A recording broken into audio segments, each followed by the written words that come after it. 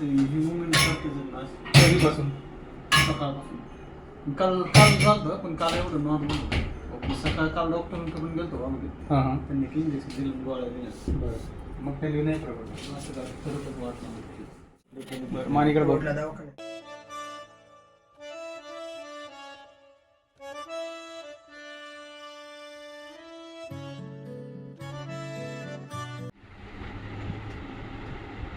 पूर्ण फिरवायचं इकडे. किती बरं वाटतंय? पहिल्यापेक्षा चांगलं.